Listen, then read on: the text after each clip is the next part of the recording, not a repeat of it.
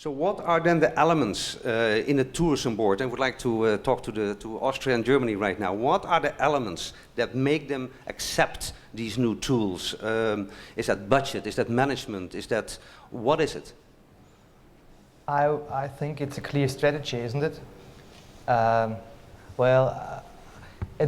thought a lot about what's our job and what do we have to do on the web. A colleague of you, Roger, told at an ETC meeting a couple of months ago the role of a DMO wouldn't exist anymore in 3 years because TripAdvisor and others took over our job.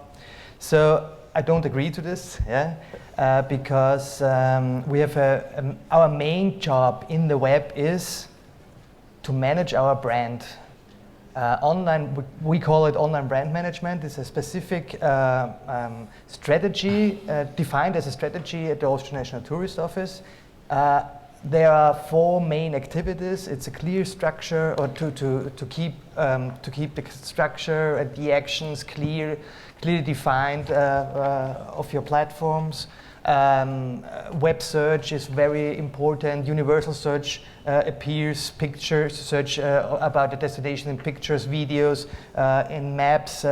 These are things we're dealing with currently. E-marketing, professional development of traditional e-marketing to new forms of cooperations and so on. And the most important thing for us is content. I think in future it's so important for us to aggregate all relevant content of the destination. This is first we should start with the tourist offices ourselves to aggregate it at our platforms, and then we should combine it with external content from TripAdvisor or other journalists or whatever who wrote or something in the web about Austria, for example.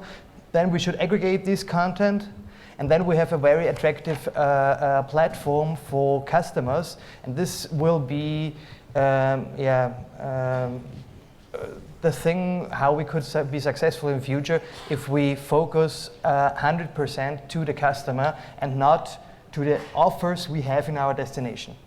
Thanks, Olaf.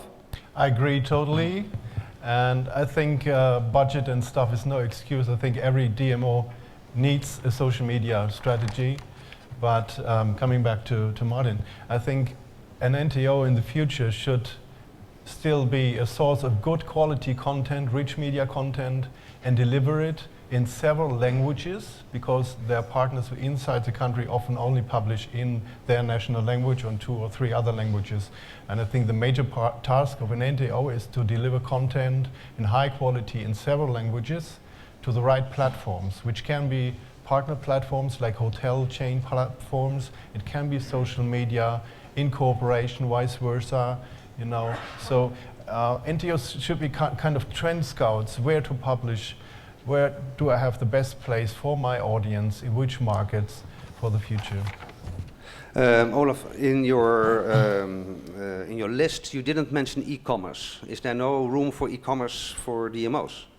Well, there are some NTOs who are commercialized, and speaking for us, we are partly financed by the state, but we have also 36 partners from the travel industry who pay a fee to be partner, but who also demand certain services and the integration of their services. And so we have a multi-channeling strategy. We have our content, we have services from our partners, we accept commercial partners, third parties to be part of our platforms. They have to pay a fee for that, but we are open for all kinds of entrepreneurs in the tourism industry, nationally and internationally. Can I just comment on this issue? If you look at what DMOs have traditionally done, at the national level, they haven't been in commerce. I'm talking 5-10 years ago. As you come down the line through the provincial level to the local level, the more likely they are to be engaged in commerce. At the local level, because they have done it through their information centres traditionally for many years, so moving to online commerce has not been such a large leap for them. So they've tended to be active, whereas the higher level haven't. But there's 2 other factors just to bear in mind. One of them is state aid. And in Europe and many other parts of the world, you cannot have public subsidy going into competing with the private sector. There are many players here who will be alarmed if the public sector starts to compete with them in their own space. And so many national tourism organizations have really come back from that. The other factor is that in Europe, the further south you get, the more likely it is that they're not allowed to go into that space by law.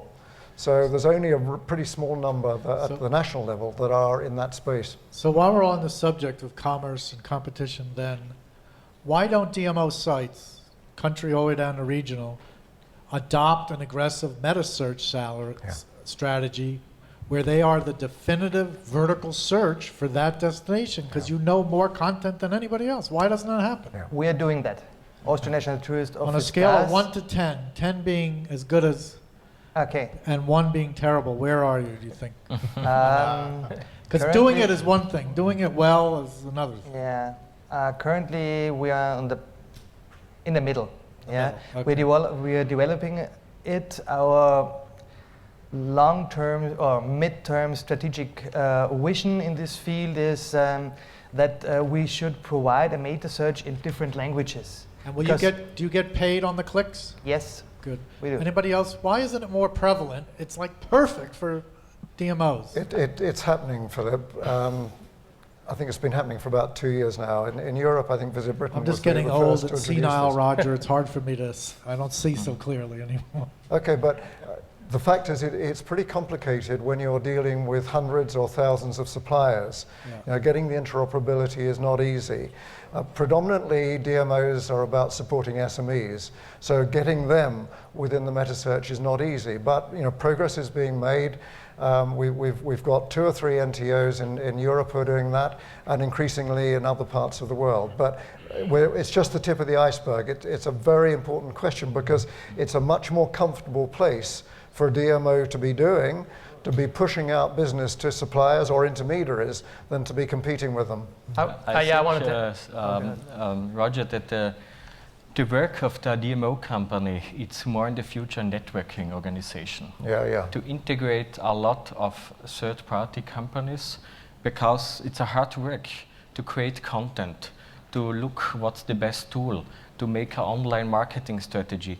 It's so a fast and driven market, and it's more important than ever to make big collaborations with a lot of companies and partners. Yeah. Because the collaboration directly with SME providers, with property, with local DMOs, and it's so complicated. Yeah. And I think the best ways are to create DMO as a networking-oriented organization. Yeah.